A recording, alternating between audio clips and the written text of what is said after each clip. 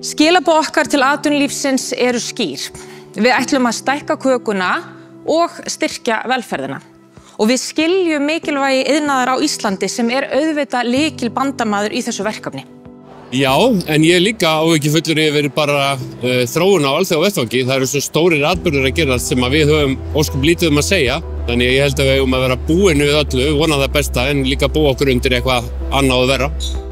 Að nú á að loka kornmyllu, einu kornmyllu landsins sem að kemur að þér virðist flatt upp á alla og ekki allir minnst að gera sér grein fyrir að þetta hefur raunverulega þýðingu ef að það klikkar skip eða flugvöllurinn lokar út af eldgosi þá eru kannski byrðirnar eftir en áður minni í landinu á hverjum tíma. Einhver samhæfð öryggismenning krefst þess að stjórnvöld, stofnanir, sveitarfélög, iðnaðurinn, atvinnulífið sé bara í mjög þéttu samtali.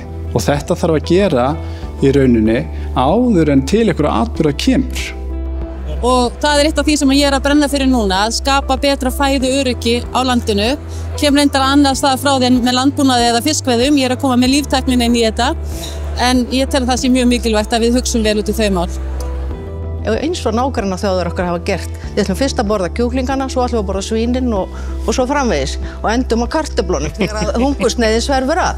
Síðan þetta athyglisvert að sjá svona svart og hvítu það hversu iðnaðurinn, bæði hugverkaiðnaðurinn og hefðbundinn iðnaður orðinn stór í svona heildarhagkerfinu og hvað skiptir miklu máli.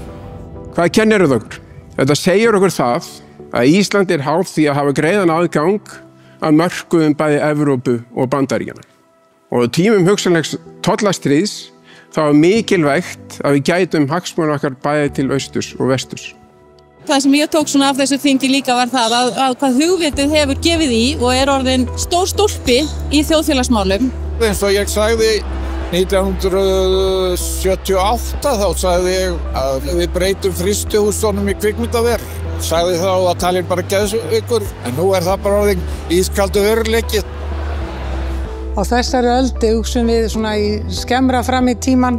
Það ekki tekin svona ákvarðanir sem að hafa svona mikil áhrif langt fram í tíman til aukinnar hagsældar. Og þá í bæði við stjórnvöld og atvinnulíf og kannski við sjálf í okkar prívatlífi erum að hugsa almennt til skemmri tíma. Og það kannski ekki vænlegt til árangurs, þannig að við ættum kannski aðeins að athuga okkar gang með það.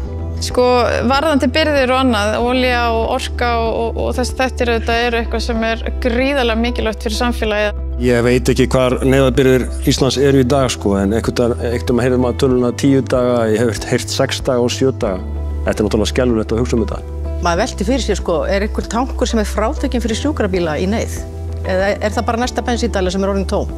Ég tek undir með orðum forsætisráðherra og fagna því eindregið að iðnaðarstefna sé komin á kortið. Metnaðarfull iðnaðarstefna getur orðið stökkpallur okkar inn í næsta hagsældarskeið. Samtök iðnaðarins munu ekki láta sitt eftir liggja svo slík stefna geti litið dagsins í ljós. Með því að nýta tækifærin og takast á við áskoranirnar, þá ég ekki í vafa að Ísland geti styrkt samkeppnishæfni sína á alþjóðavettvangi og muni eiga verðugan sess hér á stóra sviðinu.